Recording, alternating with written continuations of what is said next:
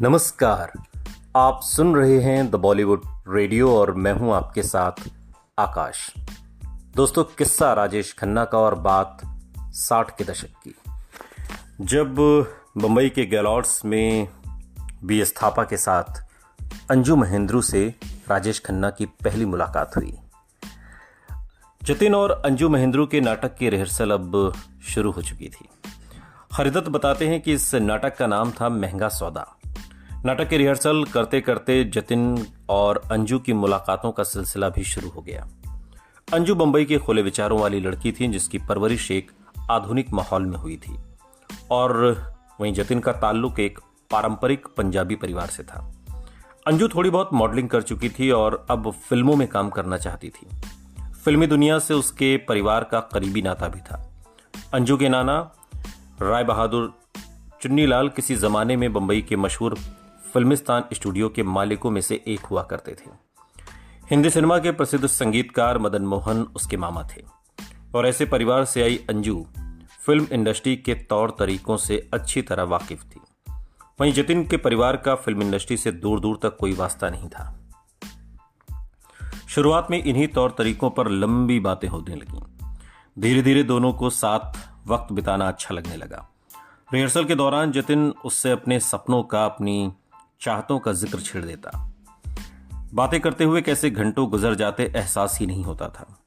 हर गुजरते दिन के साथ दोनों की दोस्ती और गहरी होती जा रही थी।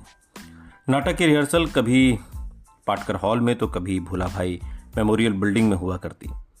भोला भाई मेमोरियल बिल्डिंग वही जगह है जहां जतिन की जिंदगी से जुड़ा एक बेहद अहम वाकया हुआ। थिएटर के दौर के जतिन के कुछ दोस्त बताते हैं कि उस जमाने में मशहूर एक्ट्रेस और शम्मी कपूर की पत्नी गीता बाली का दफ्तर भोला भाई मेमोरियल बिल्डिंग में हुआ करता था। गीता बाली ने हिंदी फिल्म इंडस्ट्री में अपना करियर 12 साल की उम्र में एक बाल कलाकार के रूप में शुरू किया था। बाद में कड़े संघर्षों के बाद गीता बाली एक बड़ी स्टार बनी और 50 के दशक के लगभग हर बड़े एक्टर के साथ काम किया। फिल्म इंडस्ट्री से जुड़े लोग गीता बाली से मिलने उनके इसी दफ्तर में आते थे। जतिन जैसे स्ट्रगलर्स बिल्डिंग के बाहर खड़े इन लोगों को हसरत भरी नजरों से देखते थे।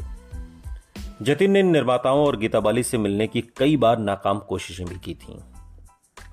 वो दूसरों से कितना भी छुपा ले, लेकिन दिल ही दिल में वो जानता था कि उसके सपनों की मंजिल थी फिल्मी दुनिया। थिएटर से आगे बढ़कर वो फिल्मों में एक्टिंग करना चाहता था। ये वो दिन थे जब मैं पागलपन वाले सपने देखा करता था। मैं अपने सपनों में ऐसे समय की कल्पना करता था जब एक एक्टर के तौर पर मैं लोगों के दिल को छूकर उनकी दुनिया में एक नया उत्साह भर पाऊंगा, उनके अकेलेपन को कम कर पाऊंगा।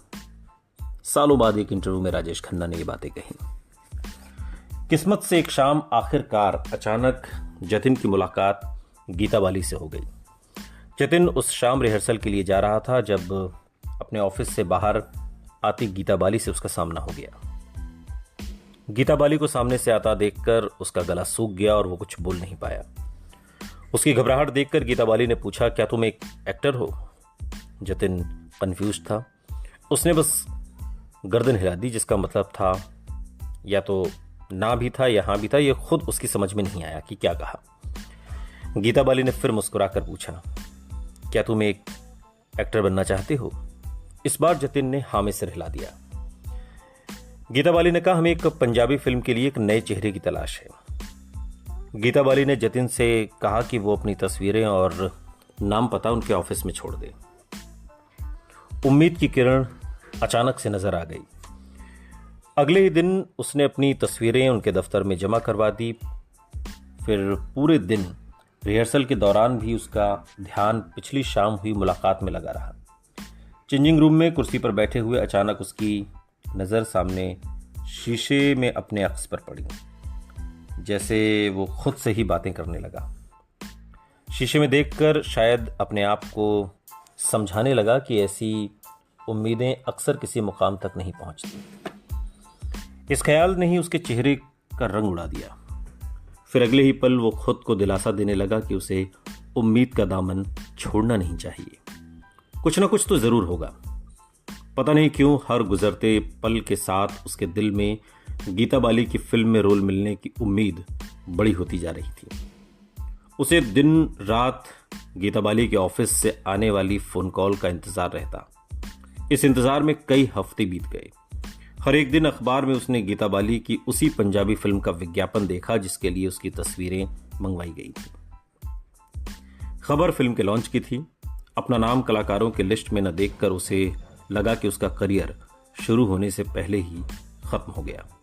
लेकिन ड्रामा अभी खत्म नहीं हुआ था। अगले ही दिन वो हैरान रह गया जब गीता बाली के ऑफिस से उसके घर फोन आया। उसे फिल्म की लॉन्च पार्टी में बुलाया गया था और उसे यह भी बताया गया था कि उसे चुने गए हीरो धर्मेंद्र से मुलाकात का मौका भी मिलेगा। पार्टी गीता बाली के घर ब्लू हेवन में थी। फिल्म इंडस्ट्री के कई जाने माने नाम गीता बाली की इस फिल्म की लॉन्च पार्टी में मौजूद थे। महंगे लिबासों में सजे धजे वो सब कामयाब लोग, फिल्म स्टार्स, निर्माता, निर्देशक, संगीतकार एक दूसरे से हंस हंस कर बातें कर रहे थे। पार्टी ब्लू हेवन के लॉन में थी जहां धीमा धीमा संगीत बज रहा था। धीमी रोशनी और मेहमानों की मुस्कुराहट से पूरी पार्टी खिल रही थी। गीता बाली ने देखा कि जतिन एक कोने में चुपचाप बैठा पार्टी में आए मेहमानों को देख रहा है। उसके गोरे चेहरों पर मुहासों के कई निशान थे। उसकी आंखों में इस बड़ी पार्टी में आने की खुशी नहीं थी बल्कि सवाल थे। इन पलों में उसकी आंखें चुभती हुई सी महसूस हो रही थीं। एक कोने में बैठा हुआ वो सबको देख रहा था। क्या वो कभी भी इन कामयाब लोगों में से एक बन पाएगा? ये ख्याल शायद उसके दिल की बेचैनी और अकेलेपन को और बढ़ाता जा रहा था। अचानक उसने पार्टी से जाने का फैसला कर लिया। वैसे भी वो यहां कर ही क्या रहा था, उसे यहां बुलाया ही क्यों गया? लेकिन जैसे ही वो अपनी कुर्सी से उठा उसने देखा कि गीता बाली उसकी तरफ आ रही हैं। उनके बाल खुले हुए हैं और लहरा कर उनके कंधे तक आ रहे थे। उनकी आंखें उस पर टिकी हुई थीं। उसके पास जाकर गीता बाली ने पूछा, तुम्हें बहुत बुरा लग रहा है ना?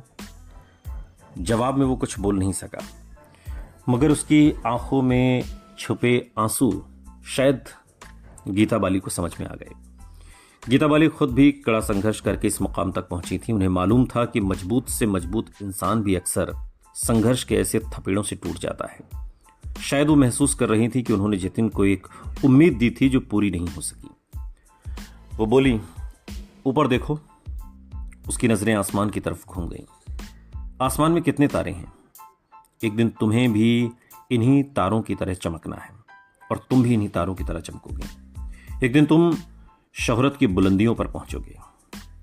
ये बात सुनकर अचानक उसका गला भर आया। वो कुछ न कह सका। उनकी तरफ देखकर उसने मुस्कुराने की कोशिश की तो आंखों में न जाने कब से रुके हुए आंसू बह निकले। उन लम्हों में उसे यूं महसूस हो रहा था जैसे आंखों से ये बहते आंसू उसके ख्वाब हैं और हकीकत जैसे एक गर्म तवा जिससे टकराकर ख्वाब भाप बन जाते हैं, हवा में मिल जाते हैं। गीता बाली की बातों से उसका हौसला तो बंधा था, लेकिन वो जानता था कि मंजिल अभी दूर है। ख्वाबों तक पहुंचने का लंबा सफर अभी बाकी है। मगर फिर भी दिल में एक छोटी सी उम्मीद फिर से जिंदा हो गई थी। उसने अपने आप से वादा किया था कि जिस दिन वो कामयाब होगा सबसे पहले गीता बाली से आकर मिलेगा और बताएगा कि देखिए, आपकी कही बात आज सच साबित हुई। सुनते रहिए द बॉलीवुड रेडियो, सुनता है सारा इंडिया।